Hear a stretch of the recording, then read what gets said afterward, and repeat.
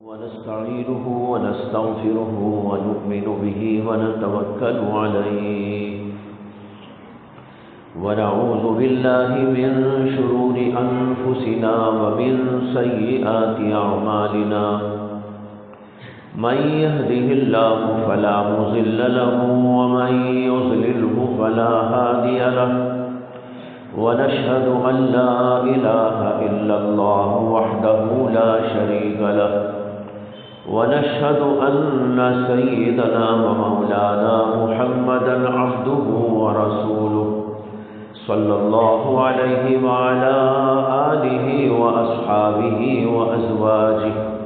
وأزواجه وذرياته وسلم تسليما كثيرا كثيرا. أما بعد فأعوذ بالله من الشيطان الرجيم. بسم الله الرحمن الرحيم. يا أيها الذين آمنوا توبوا إلى الله توبة نصوحا. صدق اللہ العظیم. بزرگان محترم، عزیز و دوستو، میں نے اس وقت آپ کے سامنے قرآن کریم کی آیت کا ایک ٹکڑا تلاوت کیا ہے، جس میں اللہ تعالیٰ نے اہل ایمان سے خطاب کر کے فرمایا ہے کہ اے ایمان والو، اللہ تبارک و تعالیٰ کے سامنے سچی پکی توبہ کرو. توبو الی اللہ توبۃ نصوحا. توبہ، علماء کرام لکھتے ہیں کہ ہر مسلمان پر فرض ہے. جیسے نماز فرض ہے، روزہ فرض ہے، زکوٰۃ فرض ہے، حج جو ہے مال دولت کے حاصل ہونے پر فرض ہے، اسی طریقے پر توبہ بھی ایک فرض ہے. اس لیے کہ انسان سے کوئی نہ کوئی گناہ، کوئی نہ کوئی غلط بات صادر ہو جاتی ہے. ایک حدیث میں آتا ہے کہ اللہ کے نبی علیہ السلام نے فرمایا، کلکم خطاؤ، تم سب کے سب گنہگار. انسان کچھ نہ کچھ غلطیاں کر جاتا ہے، خطائیں کر جاتا ہے، گناہ کر جاتا ہے. جب یہ صورتحال ہے تو ہمارے اوپر فرض ہے کہ ہم اللہ تعالیٰ کی جناب میں توبہ کریں. علماء لکھتے ہیں کہ ہر وقت انسان پر ضروری ہے کہ وہ توبہ کرے.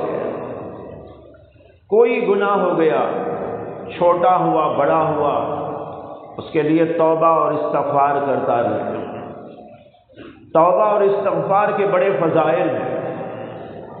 حدیث میں آتا ہے کہ نبی اکرم صلی اللہ علیہ وسلم فرماتے ہیں، انی اتوب الی اللہ کل یوم 100 مرہ. میں اللہ کی جناب میں روزانہ 100 دفعہ توبہ کرتا ہوں، اور ایک روایت میں ہے 70 دفعہ توبہ کرتا ہوں. اللہ کے نبی علیہ السلام کا یہ عمل ظاہر ہے کہ آپ گنہگار نہیں تھے، عام معصوم تھے. اس کے باوجود اللہ کے نبی علیہ السلام نے یہ عمل اس کی فضیلت کی وجہ سے کیا کہ اس سے درجات بڑھتے ہیں، اس سے اللہ تبارک و تعالیٰ کی عنایات متوجہ ہوتی ہیں. اور اس میں ہم کو اور آپ کو درس ہے کہ میں گناہ نہ ہونے کے باوجود اللہ کی جناب میں توبہ کرتا ہوں، تو تم سب تو گنہگار ہو. گنہگار ہونے کے باوجود توبہ نہ کرنے کا کیا مطلب ہے؟ لہذا توبہ ہر ایک آدمی پر ضروری ہے کہ کبھی صبح میں، کبھی شام میں، کبھی دوپہر میں، کبھی کسی اور وقت اللہ تعالیٰ کی جناب میں توبہ کرتا رہے، استغفار کرتا رہے. توبہ کے معنی آتے ہیں رجوع کرنا. رجوع کے معنی لوٹنا. ایک آدمی اپنی اصل سے ہٹ جاتا ہے اور دوسری طرف چلا جاتا ہے، تو وہاں سے اپنی اصل کی طرف آ جانے کو کہتے ہیں لوٹنا.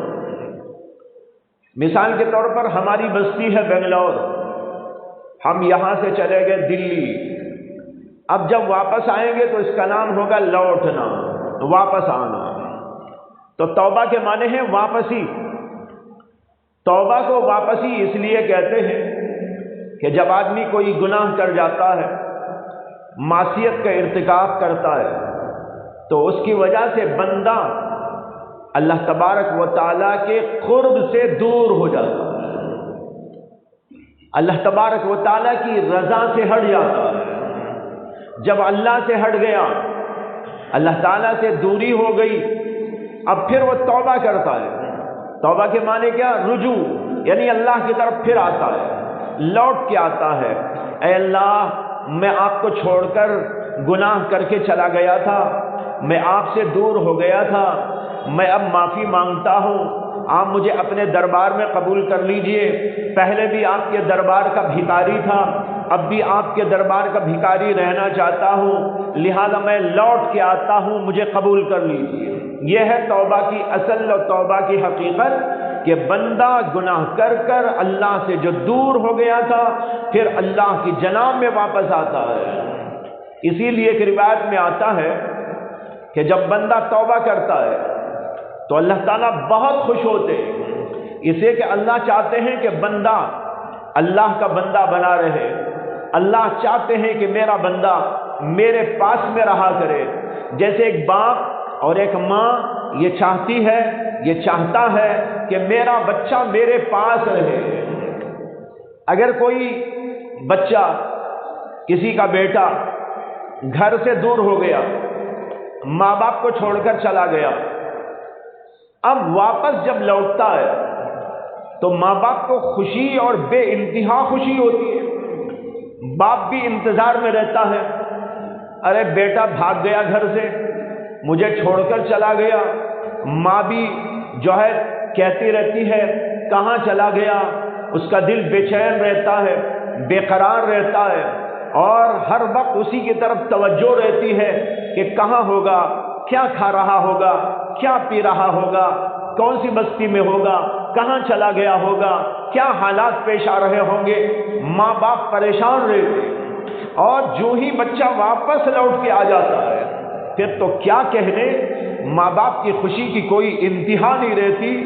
ماں اسے اپنی چھاتیوں سے لگا کر لپیٹ لیتی ہے، باپ معانقہ کرتا ہے اور چوم لیتا ہے، ارے بیٹا کہاں چلا گیا تھا، تیری فکر کی وجہ سے نہ ہماری نیند رہی، نہ ہمیں چین رہا، واپس آیا۔ تو اگرچہ وہ غلط کام کر کے گیا ہو، لیکن ماں باپ اسے قبول کر لیتے ہیں جب وہ اپنے گھر واپس آ جاتا ہے۔ اللہ کے نبی علیہ السلام فرماتے ہیں، اسی طرح جب کوئی بندہ گناہ کر کے اللہ سے دور ہو جاتا ہے اور پھر وہ اللہ کے جناب میں توبہ کرتا ہے، اللہ کو بے انتہا خوشی ہوتی ہے۔ کتنی خوشی ہوتی ہے؟ اللہ کے نبی نے اسے ایک مثال دے کر سمجھایا، فرمایا کہ ایسی خوشی ہوتی ہے اور اس سے زیادہ خوشی ہوتی ہے جیسے ایک آدمی ایک جنگل میں جا رہا تھا، ویران علاقہ تھا، جنگل کے راستے سے گزرتے گزرتے ایک جگہ کھانے اور پینے کو بیٹھا، کھا کر پی کر کچھ دیر آرام کرنے کے لیے لیٹا، اور اپنا جو ساز و سامان تھا وہ سواری کے اوپر رکھا ہوا تھا، اسی میں کھانے کا سامان، اسی میں پینے کا سامان، اسی کے اندر اور دیگر ضرورت کی اشیاء تھی۔ گھوڑے پر یا اونٹ پر وہ سارا ساز و سامان لدا ہوا تھا۔ اس آدمی کو نیند لگ گئی، کچھ دیر کے بعد جو بیدار ہوا، دیکھا تو اونٹ غائب ہے، اونٹ ہی نہیں ہے، اور جو اونٹ نہیں تو اونٹ کے اوپر کا ساز و سامان بھی نہیں۔ اللہ کے نبی کہتے ہیں وہ کتنا پریشان ہوتا ہے جب اس کا اونٹ گم ہو جاتا ہے، اور کہاں، جنگل میں، جہاں کوئی جاننے والا نہیں، پہچاننے والا نہیں، بلکہ کوئی وہاں رہنے والا نہیں، درندے ہی درندے، شہر بہت دور، جانے کے لیے کوئی سواری نہیں، کھانے کے لیے کوئی ساز و سامان نہیں، انتہائی بے کسی اور انتہائی عاجزی۔ اور مایوسی کے ساتھ وہ آدمی یہ کہہ کر وہاں پر لیٹ جاتا ہے کہ اب تو بس جناب مجھے موت آئے گی اور موت مجھ کو اپنا لقمہ بنا کر لے جائے، جانے کا کوئی راستہ نہیں۔ کہاں جائے گا جنگل میں؟ کیسا جائے گا جنگل میں؟ وہ سواری نہیں، وہ کھانے پینے کا ساز و سامان بھی نہیں۔ وہ مایوس ہو کر لیٹ گیا، نیند لگ گئی۔ کچھ دیر کے بعد پھر اس کی آنکھ کھل گئی۔ آنکھ کھلتے ہی دیکھتا ہے کہ وہ اونٹ جو گم ہو گیا تھا وہ اونٹ پھر کھڑا ہوا ہے ساز و سامان کے ساتھ۔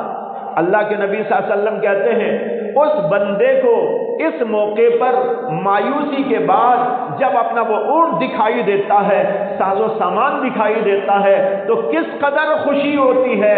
اللہ کو اس بندے پر بہت خوشی ہوتی ہے جب بندہ گم ہو کر اللہ کے دربار سے پھر وہ اللہ کے دربار میں واپس آ جاتا ہے۔ کیا عجیب مثال دی۔ یعنی وہ بندہ جو گناہ کرتا ہے وہ اللہ سے ایسا دور ہو جاتا ہے جیسے کہ وہ اونٹ اس سے دور ہو گیا۔ اب جب دوبارہ وہ اونٹ اس کو مل گیا تو جس طرح خوشی ہوتی ہے اس بندے کو، اللہ کو بھی بڑی خوشی ہوتی ہے کہ میرا بھی یہ بندہ میرے سے گم ہو گیا تھا، میرے سے چلا گیا تھا، مجھ سے روٹ کر چلا گیا تھا اور دور ہو گیا تھا، اب پھر دوبارہ میرے در پہ آ گیا۔ اللہ بے انتہا خوش ہو جاتے ہیں۔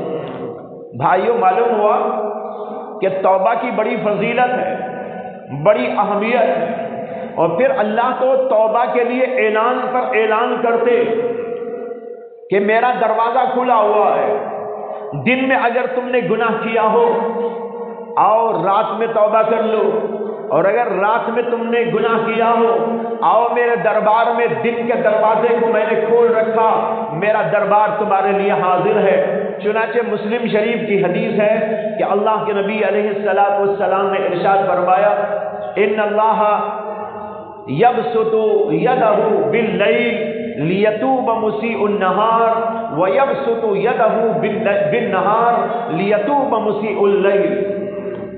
فرمایا اللہ کے نبی علیہ السلام نے کہ اللہ تبارک و تعالی اپنی رحمت کا، اپنی مغفرت کا ہاتھ دن میں کھولتے ہیں۔ کیوں؟ تاکہ رات کا گنہگار دن میں آ کے توبہ کر لے، اور رات میں اپنا ہاتھ مغفرت و رحمت کا کھول دیتے ہیں تاکہ دن میں گناہ کرنے والا رات کی تنہائیوں میں میرے پاس میں آ کر توبہ کر لے۔ اور توبہ دیکھو اسلام میں ایسی ہے کہ اگر سچے دل کے ساتھ تنہائی میں بیٹھ کر کوئی اللہ کو پکارتا ہے دل کے ساتھ، اے اللہ مجھے معاف کر دیجئے، اللہ تعالیٰ اس کو معاف کر دیتے ہیں۔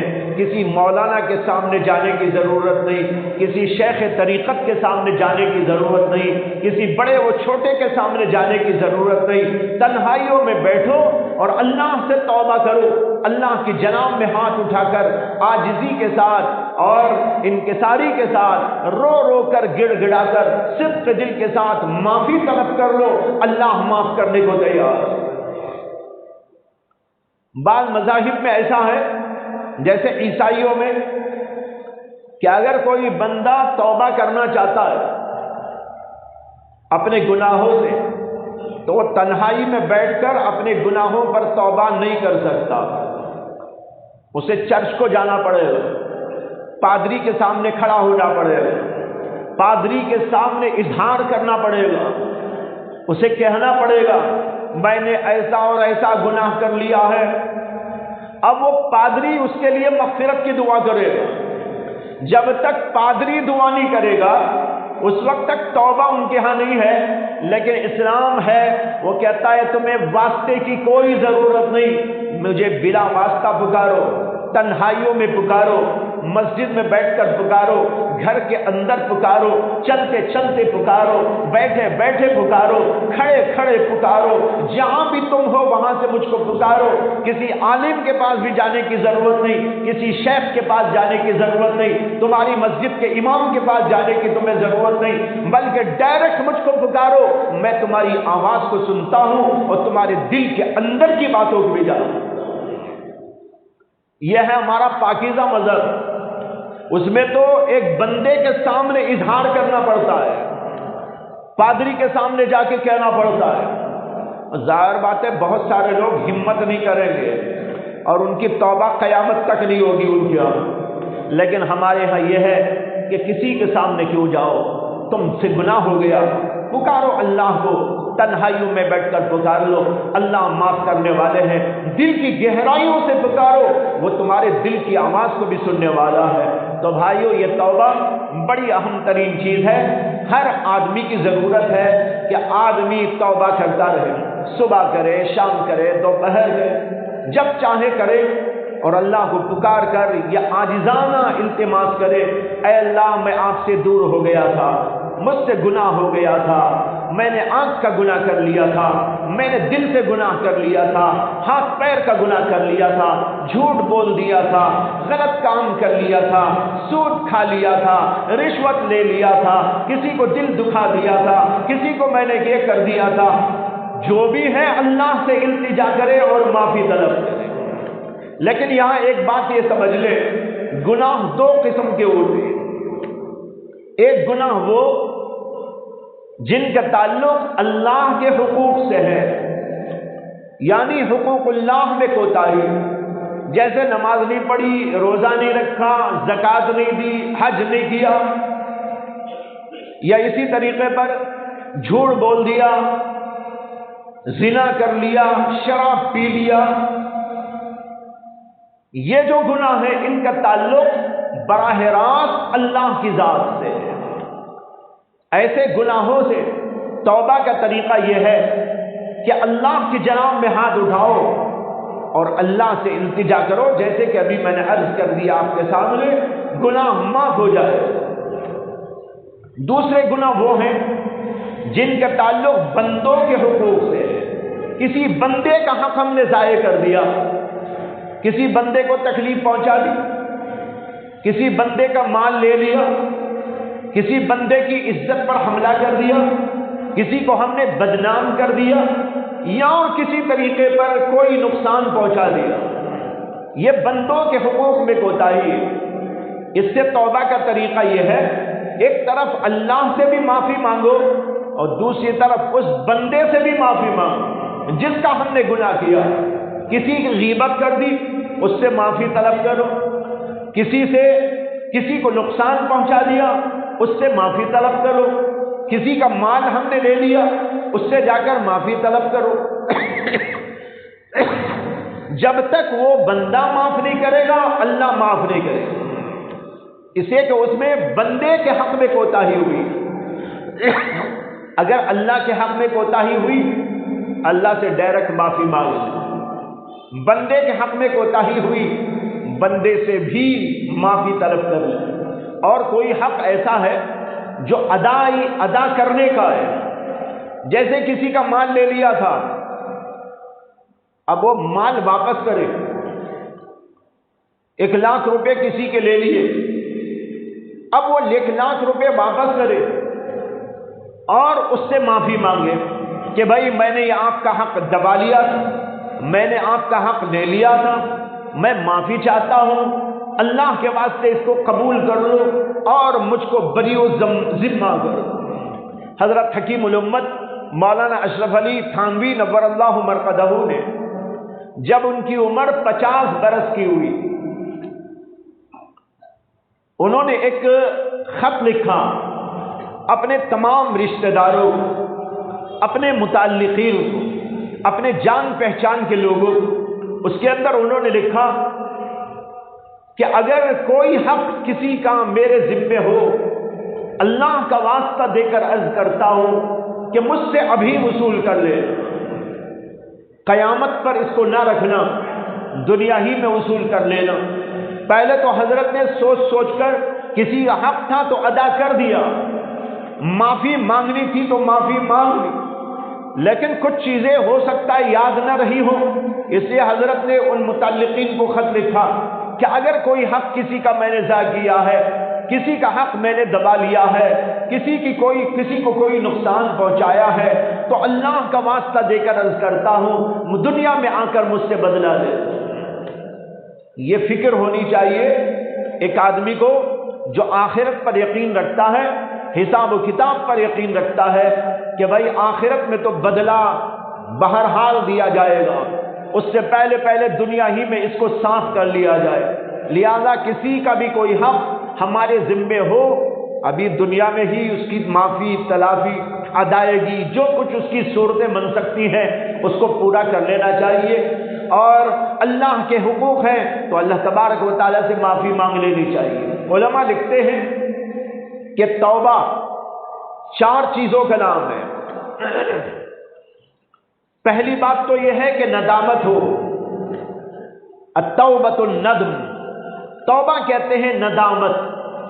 ندامت کے معنی پشیمانی، دل میں شرمندگی، ارے میں نے ایسا کیوں کیا، مجھے نہیں کرنا چاہیے تھا، کتنا غلط کام میں نے کر دیا، اندر اندر دل ملول ہو رہا ہے، اندر اندر پشیمان ہو رہا ہے، شرمندہ ہو رہا ہے کہ کیسی غلط حرکت اس سے صادر ہو گئی، یہ اندر اندر اس کے شرم آ جانا، یہ توبہ کی حقیقت ہے۔ اگر کسی بندے کو اپنی غلطی پر اور اپنے گناہ پر اندر سے پشیمانی نہیں ہو رہی ہے تو اس کا مطلب یہ ہے کہ وہ توبہ نہیں کر رہا ہے، وہ تو صرف ڈھونگ کر رہا ہے، اے اللہ توبہ توبہ توبہ۔ بعض لوگوں کو دیکھا ہے ہم نے کہ وہ اپنے جو ہے گالوں پہ مار لیتے ہیں، توبہ کے معنی انہوں نے سمجھا کہ وہ مار لے، اتنا مار لینا کوئی توبہ نہیں ہے۔ توبہ تو ہے دل میں احساس، میں نے غلط کام کیا، نہیں کرنا چاہیے تھا، اسے شرم آ جائے، پشیمانی ہو جائے اور دل اندر سے ملول ہونے لگے، یہ ہے شرمندگی کا احساس، یہ سب سے پہلی شرط ہے توبہ۔ نمبر 2، گناہ سے دور ہو جائے۔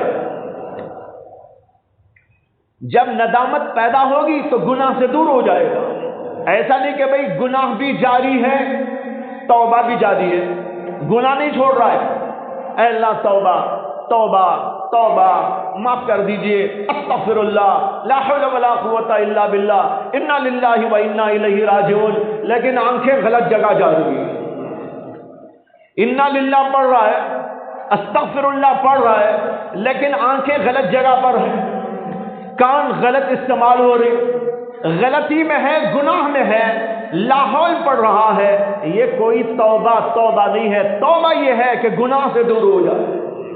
اور تیسری بات یہ ہے، آئندہ گناہ نہ کرنے کا عزم کر لے کہ گناہ نہیں کرو گا، کتنی مصیبت آ جائے، کتنا دل پر بن جائے، میری جان چاہے نکل جائے، دنیا والے مجھے کچھ بھی کر لیں لیکن میں گناہ نہیں کروں، یہ دل کے اندر عزم ہونا چاہیے۔ یہ ہوئی 3 چیزیں، ندامت، گناہ سے دوری، آئندہ کے لیے نہ کرنے کا عزم، اور اگر بندوں سے متعلق کوئی حق ہے تو ایک چوتھی بات اس کے اندر ہے، اس بندے سے معافی مانگنا اور اس کے حق کو ادا کر دینا۔ یہ ہوئی 4 باتیں۔ جب یہ 4 باتیں ہوں گی بھائیوں، توبہ متحقق ہوگی، اور ایسی توبہ کی وہ فضیلت ہے جو میں نے بتائی آپ کو۔ اللہ نے فرمایا یا ایھا الذین آمنوا توبوا الی اللہ توبۃ نصوحا، اے ایمان والو اللہ کی جناب میں سچی، پکی اور دل کی توبہ کرو۔ یہاں پر لفظ آیا نصوح، علماء کہتے ہیں نصوح کے معنی آتے ہیں خالص شہد۔